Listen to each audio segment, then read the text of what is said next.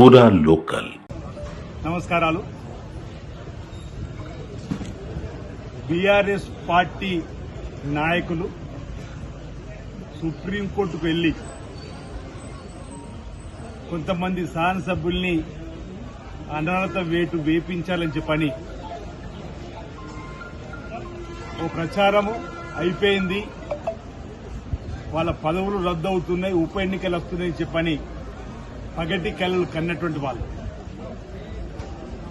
100 ఎలుకలు తిన్న పిల్లి తీర్థయాత్రలకు బయలుదేరినట్టుగా 10 సంవత్సరాలు బీఆర్ఎస్ పార్టీ అధికారం ఉన్నప్పుడు సుమారు 60 మంది వరకు ఈ 10 సంవత్సరాలు ఎమ్మెల్యేలను, ఎమ్మెల్సీలను, ఎంపీలను, జెడ్పీ చైర్మన్లను, అనేక వందల జెడ్పీటీసీలను, ఎంపీటీసీలను చేర్చుకొని ప్రజాస్వామ్యాన్ని కూని చేసినటువంటి వాళ్ళు, ఏకంగా పార్టీలని మేము శాసనసభలో శాసనమండలిలో విలీనం చేసుకున్నామని గొప్ప చెప్పిన వాళ్ళు, ఆనాడు స్పీకర్కి అధికారం ఉంటుందని చెప్పని డంకా బజాయించి చెప్పినటువంటి బీఆర్ఎస్ పార్టీ వాళ్ళ విధానం లచ్చక వాళ్ళ పార్టీ నుంచి వెళ్లిపోయినటువంటి వారి శాసనసభ్యత్వం రద్దు చేపిస్తామని, వాళ్ళ శాసనసభ్యత్వం రద్దు అయిపోయిన ఉప ఎన్నికలకే మీ సిద్దమని ఏదైతే ప్రచారాలు చేసినటువంటి వాళ్ళకి ఈరోజు మొదటి చేతున్న మాకు న్యాయస్థానాలంటే గౌరవం ఉంది,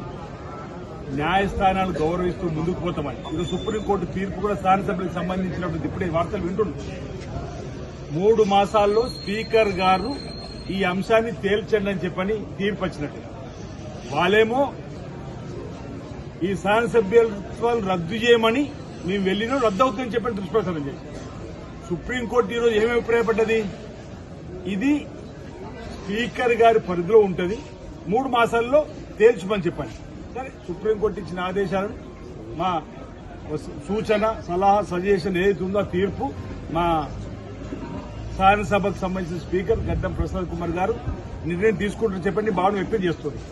ఇక్కడ నేను ఏం చెప్పదలుచుకున్నా అంటే, ఆ రోజు స్పీకర్ గారికి విశేష అధికారులు ఉన్నాయని చెప్పని మీరు ఏదైతే 60 మందిని తీసుకున్నప్పుడు నిర్ణయం ఏ విధంగా జరిగిందో ఇప్పుడు కూడా స్పీకర్ గారి విచక్షణ అధికారానికి, స్పీకర్ గారి నిర్ణయానికి వదిలేద్దామంటే ఈరోజు నానా రకాలుగా యాగి చేసినటువంటి బీఆర్ఎస్ పార్టీ ఏమంటారు ఉంటున్నారు. మళ్ళీ ఎక్కడికి వచ్చింది బాల్, స్పీకర్ గారి అధికారాన్ని ప్రకారమే జరగాలని చెప్పని సుప్రీంకోర్టు కూడా అభిప్రాయపడ్డది. కాబట్టి ఈరోజు మీ మొదటి నుంచి చెప్పింది నిజమైందనే మాట చెప్పడానికి కోసం ఈ సందర్భంగా ప్రయత్నం చేస్తాం. ఈరోజు ఈర్ష్యాభావంతో ఇక్కడ కేటీఆర్ గాని, అటు హరీష్ రావు గాని, అటు కవిత గారు గాని రకరకాల యాగి రోజు ఈ ప్రభుత్వం వచ్చిన 3 రోజుల నుంచి ప్రభుత్వం పడిపోతుంది, కూలిపోతుంది, కాలిపోతుంది, ఇంకెక్కడి ప్రభుత్వం అన్నారు. 19 మాసాలైంది, 20 మాసాలకు అడుగు పెడుతుంది. ఐక్యంగా కాంగ్రెస్ ప్రభుత్వం, ఇందిరమ్మ ప్రభుత్వం, రేవంత్ రెడ్డి గారి నాయకత్వం ముందుకు పోతుంటే ఈరోజు కావాలని చేసే దుష్ప్రచారం తప్ప మరొకటి కాదన్న మాట. ఆడతల్లు ఆర్టీసీ బస్సు ప్రయాణం మొదలుపెట్టిన రోజు కేటీఆర్ గారు మహిళా తల్లుల మీద అనుచిత వ్యాఖ్యలు చేశారు. ఆ మాటలు మళ్ళీ చెప్పే ప్రయత్నం చేయాలి.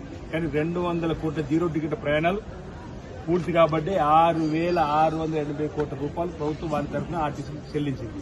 ఇప్పుడేమంటావు కేటీఆర్ అవుతుంది. ఇప్పుడు మహిళా తల్లు క్షేమప్పుడు ఎప్పుడు ఇంత చక్కటి స్పందన, పేదలు దానికి తేడా లేకుండా ఓవై బీజేపీ ఓవై మా మోడీ పెట్టాలని చెప్పి డీలర్ షాపులకు పోయి మాట్లాడుతున్నారు. మాకు కూడా ప్రధానమంత్రి మోడీ గారంటే గౌరవం ఉంది. కానీ మీ గుజరాత్లో ఎందుకు సన్నబియ్యం ఇస్తలేవండి, పక్కన మహారాష్ట్రలో ఎందుకు సన్నబియ్యం ఇస్తలేదు? ఈరోజు మీరు ఎంపీగా గెలిచినటువంటి కాశీ ఉత్తరప్రదేశ్లో ఉంది, ఎందుకు ఉత్తరప్రదేశ్లో ఇస్తలేదు సన్నబియ్యం? ఎక్కడ సన్నబియ్యాలు? కేవలం రేవంత్ రెడ్డి గారి ఆలోచన, తూకుమరెడ్డి రెడ్డి గారి ఆలోచన. ఈరోజు ఈ విధంగా అంటే ఖర్చు వేసుకోవడం, ఏ కార్యక్రమం చేసి బాధ అని చెప్పి ఇంకా ప్రజలు మీ మాటలు నమ్మరు. బీజేపీ బీఆర్ఎస్ 2 10 తెలంగాణ ఏ విధంగా వెనక్కి నెట్టివేసిందనేది నిధులు నీళ్లు నియామకాలు వెనుకలకు వచ్చి ఉద్యోగాలు ఇవ్వని సందర్భం ఇదైతే ఈరోజు దేశంలోని ఏ రాష్ట్రంలో మొదటి సంవత్సరంలో 60,000 ఉద్యోగాలు ఇచ్చిన చరిత్ర లేదు. నిరుద్యోగులకు 60,000 ఉద్యోగాలు ఇచ్చిన చరిత్ర లేదు అంటున్నారు. ఈరోజు ఈ ప్రభుత్వం పేదల ప్రభుత్వం, ఇందిరమ్మ ప్రభుత్వం, ప్రజలను అభివృద్ధిలోకి తీసుకుపోయేటువంటి ప్రభుత్వం. ఈరోజు విమర్శలు మానాలని ఈరోజు హిస్టారికల్ మూవ్మెంట్ అయినటువంటి బీసీ బిల్లుని ఈరోజు అసెంబ్లీలో ఆమోదింప చేసుకొని కేంద్రానికి స్వతహాగా బీసీ బిడ్డ కాదు రేవంత్ రెడ్డి గారు, రాహుల్ గాంధీ గారు భారత్ జోడోలో భాగంగా ఏదైతే కులగణన జరగాల్సిందే, వివక్షత పోవాలంటే, అసమానత తొలగాలంటే ఓ ఎక్స్రే ఓ ఎంఆర్ఐ లాగా కులగణ జరిపి తీరాలంటే ఈరోజు మా రాహుల్ గాంధీ గారు ఆదేశాన్ని అందుకోండి. రేవంత్ రెడ్డి గారు స్వతహా బీసీపీ కాకుండా కులగణ జరిపితే పొన్నం ప్రభాకర్ గారు అసెంబ్లీలో బీసీపీని ప్రవేశపెట్టింది.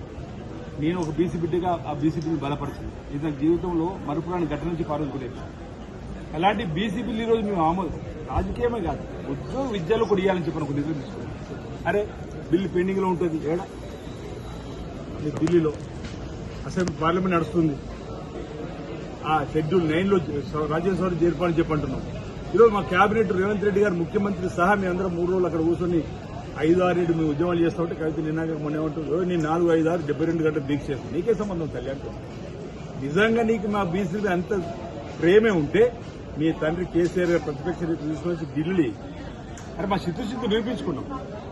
మీ సమయంలో బిల్లు ప్రవేశపెట్టినాం, పాస్ చేయించినాం, పంపినాం కేంద్ర ప్రభుత్వం దగ్గర ఉంది. 2018 షెడ్యూల్ 2018 పంచాయత్ చట్టాన్ని మార్చి ఆర్డినెన్స్ తీసుకుని వచ్చినాం. గవర్నర్ గారి దగ్గర పెళ్లి కూడా వారు కూడా ఢిల్లీకి పంపినట్టు. ఈ రెండు అక్కడ ఉన్నప్పుడు అక్కడ కొట్టాలి కానీ ఇక్కడ హైదరాబాద్ లేని రాజకీయం అవుతుంది. అంటే డైవర్షన్ పాలిటిక్స్ డ్రామాలు షురూ. అరే మీ కుటుంబంలో గొడవ మా మీదేం తీసుకొస్తారు. ఈరోజు ఆ రోజు అధికారం ఉన్నప్పుడు 4గురికే పరిమితమైంది పార్టీ. అధికారం పోయి ప్రతిపక్షం వచ్చినాక వరంగల్ సభలు చూసారు, ఇద్దరే మాట్లాడారు. ఇప్పుడు ఇద్దరికే పరిమితం అయిపోయింది. ఫోటోలు కూడా ఇద్దరే మీరు బ్యానర్ మీద చూసారు. అదే మా కాంగ్రెస్ పార్టీలో సామాజిక న్యాయం ఉంటుంది. ఎస్సీ మాట్లాడుతారు, ఎస్టీ మాట్లాడుతారు, బీసీ మాట్లాడుతారు, మైనార్టీ మాట్లాడుతారు, సామాజిక కులాల వారీగా అందరినీ మాట్లాడించి అన్ని వర్గాలు కలుపుకొని పోతాం. కానీ వరంగల్ సభ రోజు మాట్లాడారు ఇద్దరే. దయాకర్ రావు గారు, కేసీఆర్ మీద ఉన్న ఫోటో చూడండి. కేటీఆర్కి కేసీఆర్, హరీష్ ఫోటో కూడా కథ అయిపోయింది, కవిత ఫోటో కూడా ఒక కథ అయిపోయింది. ఆ రోజేమో 4 నడిపారు అధికారం ఉన్నప్పుడు. ప్రతిపక్ష కలిసి ఇద్దరికి వచ్చారు. ప్రతిపక్ష పాత్ర కూడా ఈరోజు సరిగా పోషించలేకపోతుంది కేసీఆర్ గారు. అందరూ చూస్తున్నాం. ఎస్సీ వర్గీకరణ కూడా చేసినటువంటి సందర్భంలో అసెంబ్లీలో మాట్లాడేది మాట. ఈరోజు మేము ప్రజలకు ఒక్కటే చెప్పదలుచుకున్నాం. ఈరోజు ఈ ప్రభుత్వం పేదల ప్రభుత్వం, ఇందిరమ్మ ప్రభుత్వం రాబో రోజుల్లో ఈ ప్రాంతాన్ని అన్ని రంగాల్లో అభివృద్ధి పథకాలు తీసుకుపోయే కార్యక్రమం చేస్తామని సందర్భంగా మీ ద్వారా తెలియజేస్తాం.